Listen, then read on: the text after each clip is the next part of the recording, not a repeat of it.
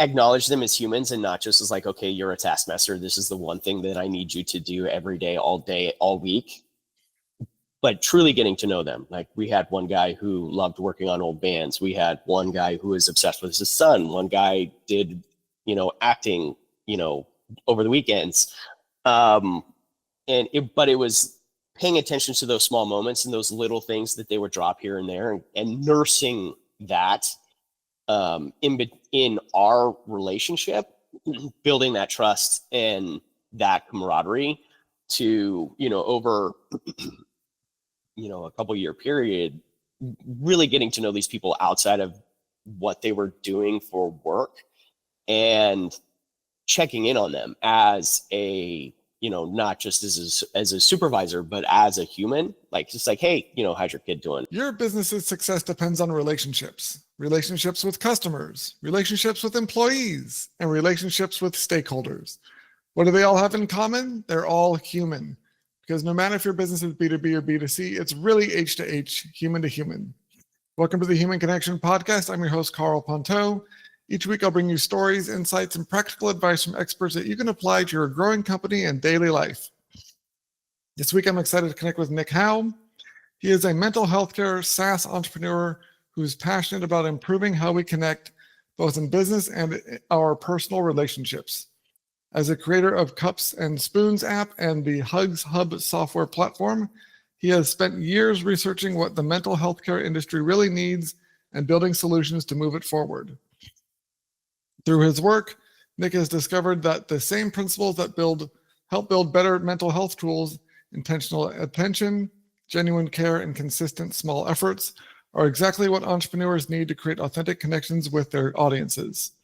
He believes that spending just a little extra effort and awareness on the people who matter most, whether that's your business community or your life partner, can transform communication, build deeper trust, and develop the kind of emotional awareness that makes everything else possible. Congrats on helping entrepreneurs create authentic connections, and welcome to the Human Connection Podcast. Carl, thank you very much, man. It's so excited to be here. Yeah, I'm excited to have you here because I think it's something that it's a skill set or just a habit that so many leaders these days and people that are running businesses often, I think everyone needs to work on more, is how to build those strong relationships, those connections with people in their lives.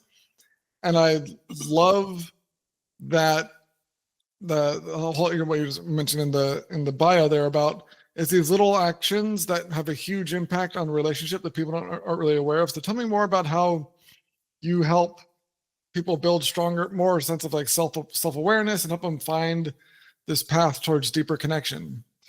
So the best way I could probably shed some light on that is with the app Cups and Spoons. It's a board game, essentially. It focuses on intent and effort within a moment and taking the time to recognize and acknowledge that moment between you and your partner. And the best way I can, simplify that is like, you're just banking effort and feelings into your relationship and recognizing those moments. And over time, just like anything, whether it's a practice or exercise, you get better at that. And as you continue to practice that, your communication improves. You have a deeper sense of trust with your partner, and your emotional awareness towards them increases as well, because you're paying attention to those little moments, and because those moments and the effort that you put into those moments allows for deeper communication, and it just kind of recycles into itself. Those small things in really any relationship, it doesn't have to be a romantic one, paying attention to those and putting effort and intent into recognizing and acknowledging those moments can help any interpersonal relationship.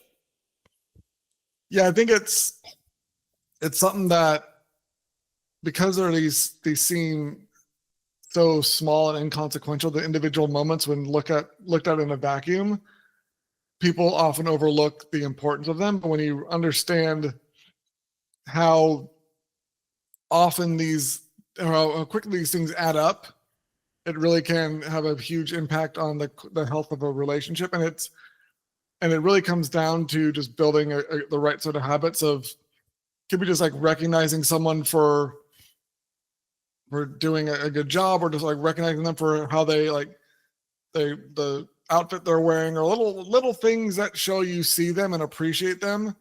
Doesn't have to be sweeping grand gestures that take a whole lot of effort, but just making little comments or recognizing people for their efforts on a smaller day-to-day or even like hour-to-hour level.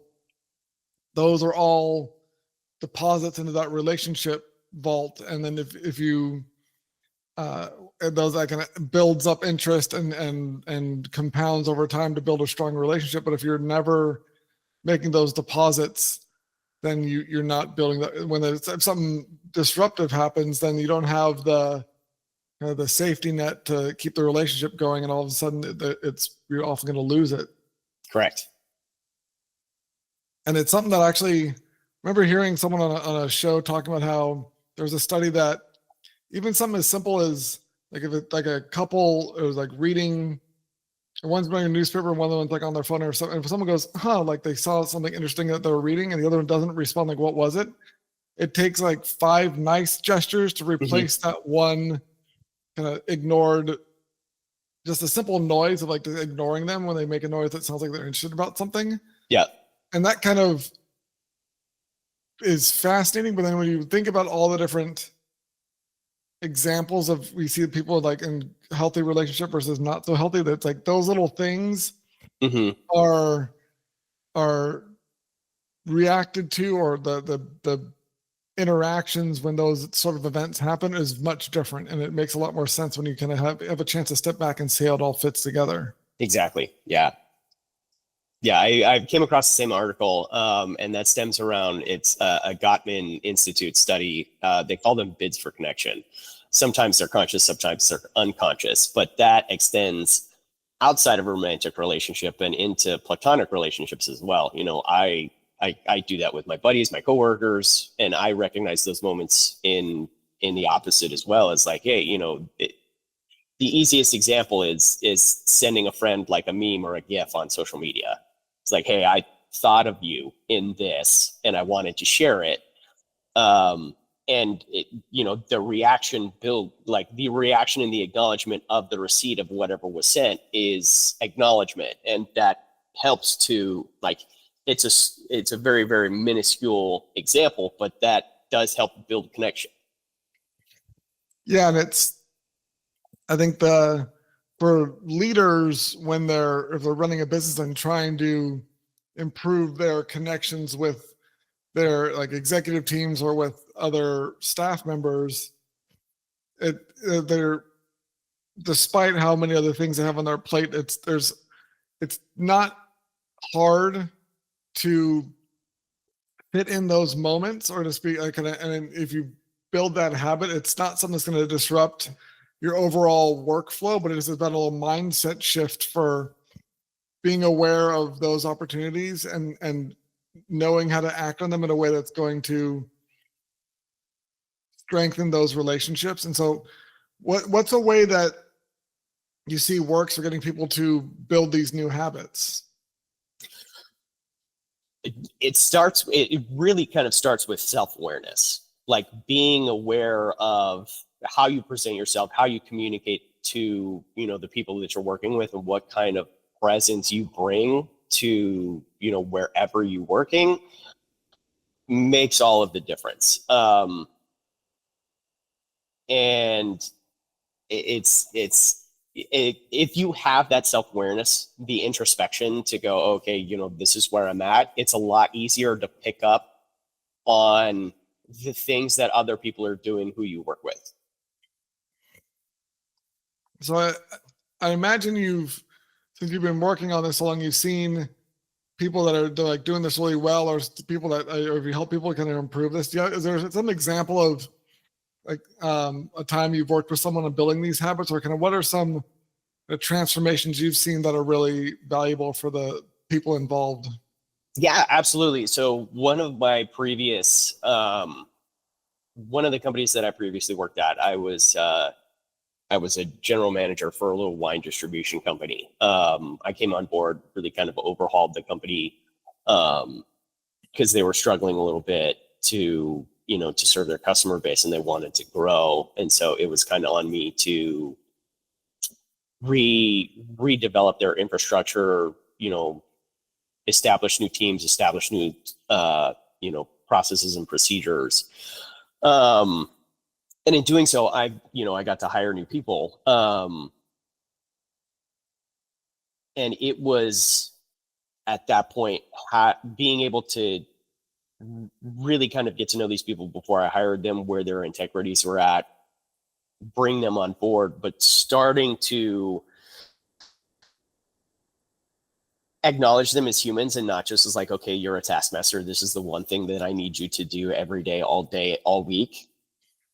But truly getting to know them. Like, we had one guy who loved working on old bands. We had one guy who was obsessed with his son. One guy did, acting, over the weekends.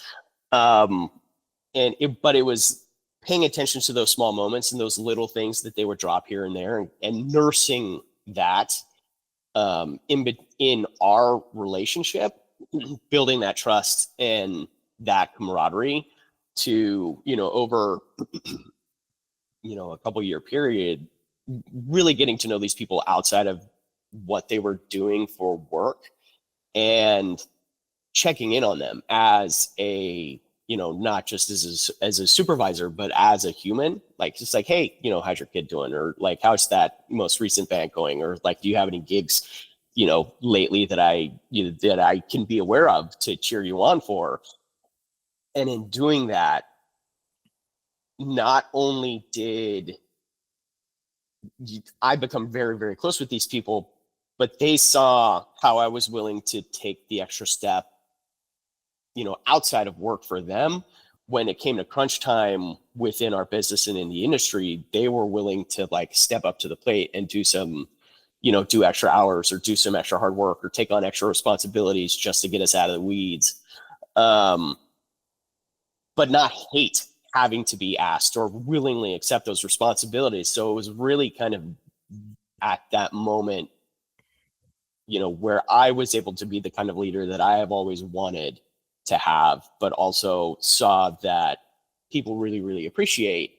I came to really kind of care for these people inside and outside of work, and that was reciprocated like tenfold when it was necessary. And that was, I guess, a big step forward into, where I'm at now, and what I'm building is like recognizing those small moments and just, again, nursing them along to really build out, solid teams. But then after time, I saw that happen in between other people and in between other teams too, which was really exciting. They all really kind of started to care about the other people that they were working with, and they were willing to take that extra step forward and go, it's like, okay, like, how can I make your life easier when I'm doing what I'm supposed to be doing? Or what do I need to be aware of that's tertiary to our responsibilities that, could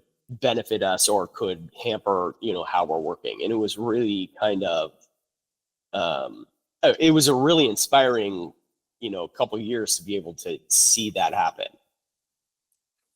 Yeah, that's a great example of how these little gestures and the connections that they bring helped you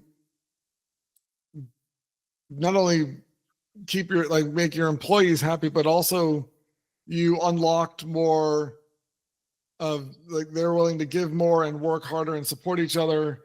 And like you said, and not hate having to do it. Because I think a lot of companies right now are like, they're trying to get like more with less and trying to get people to work harder and do more things.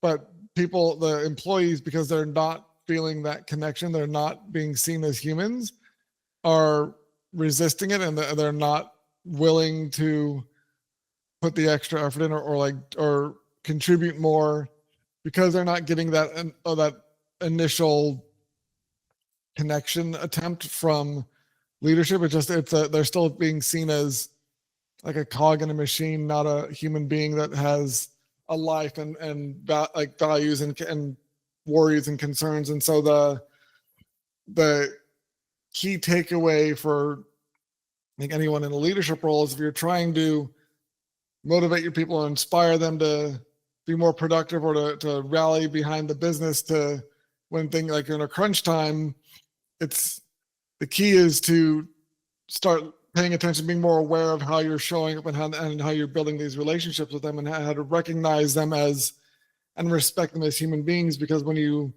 show that in a genuine way and respect people for who they are as human beings, not just as an employee with a job title and responsibilities, and all of a sudden people want to reciprocate, they want to give back, they want to help out because they feel like you care for them. Mm-hmm. And it's unfortunate that this is something that employers need to be reminded of because it's such a basic like, human relationship thing of just when you see people as people and treat them that way and like acknowledge them for who they are and like these basic human behaviors of how we connect with each other. Mm-hmm. This isn't new, but just people have let these muscles atrophy in the name of like efficiency and like metrics and numbers and like the business that the transactional side of businesses. Mm-hmm. And they've forgotten the personal side that when you have both, you get a lot more from your a lot more productivity, you got more like revenue from clients, you get a lot more repeat business because it's not just the transactions that drive the business forward, it's the people involved because they're still, like I said in the intro, it's all H to H. Absolutely. And there's an analogy I've been using for like about 10 years. I've always hated being referenced to like being a cog in the machine. And I'm like, that's not the case. Like we're living beings. And so I attribute leadership to tending a garden. You have your people who are the garden, they're all their own individual plants. And every day you have to tend to the garden. And each individual plant is going to need something different every day. And you have to be aware of what that is to be able to take care of what that is so that teammate can thrive. Because if you just let it lay fallow, the garden will die. Like if you just expect it to do its thing on its own, or you don't tend to it or care for it, like the living being it is, because you want it to produce something. If you don't take care of it, it won't do as well. But as soon as you start paying just a little attention every day to maintain that garden, it does significantly better. Yeah, and I think I really like that garden analogy because there's so many facets to it when it comes to keeping out pests or weeds that are going to throttle the healthy. It's like it comes like company culture. So getting rid of those things, it's about having to like different fertilizers for different plants, different.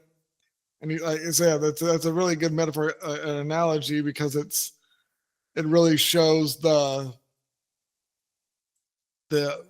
sort of attention that and mindset that leaders need to have because you can, like a garden, if you nurture it, you'll get what you want, but you can't like force them to grow faster than it's gonna naturally take. And you're not gonna get like if you plant tomato plants and expect them to get cucumbers, like you're not gonna get cucumbers. So it's like tomato plants. So it's that's that might be one I'm gonna steal because I really like that. That's a good analogy, and there's a lot of places to go with that. And it's dude, if it helps you win, take it, man. Yeah. And so what's the? Because we're talking about like this mindset shift and kind of the building these new habits. But what's kind of like the first step that people can take to build this self-awareness and and building these relationships? What's kind of like the right sort of mindset shift that people should take first to get on the right path? Man, that's a hard one because everybody is different. For me, one of the key factors to really kind of like building some forward momentum was kind of identifying when I was getting upset. Not like volcanic exploding angry, but like fidgety, agitated, kind of edgy, and go, okay, all right, I need to take a pause and go, where did this come from? Because that's my next step, is getting frustrated after I'm already anxious. And it's like, okay, now it's time. It's just walking your path in reverse to go, okay, like why did this start? Why am I edgy? Why am I sitting on a bed of nails? Like, why am I like this? Why am I reacting like this? And really kind of looking back and going, okay, where did this start from? What set me off? And once you can start acknowledging those moments, it gives you the opportunity to adjust your mindset and reaction before you get to that stage. And in doing that, I was able to build a significant amount of self-awareness and go, okay, these are my trigger areas. These are where I have problems. But now I know that these are my problems. Like, this is my issue. And once I can start working on my issue and gain clarity and balance, even in the situations that are pushing me in a way that I'm uncomfortable with, or I in the past didn't react well with, you have that clarity in those moments to be able to look outward and see more opportunity to do that throughout. Case in point, there was an instance with my son just the other day. He got some crumbs on his bed, and it's like, it's just a thing that kind of pushes my buttons. It's like, buddy, you just more or less just kind of like pay attention to what you're eating so you don't make a mess. And it happened, and I got agitated, and I'm like, I took a couple seconds to go, all right, why did I get agitated? And it was walking back, and it was like, I had just finished all the laundry for the day, and I didn't want to do more laundry. And that was it. Like, it wasn't the fact that he made a mess, like a minuscule mess, just a couple crumbs on his bed. It was the fact that, like, okay, I had already planned and executed the mental energy and workload in doing my laundry. I didn't want to have to do more. And I'm like, okay, it's not a him thing, it's a me thing.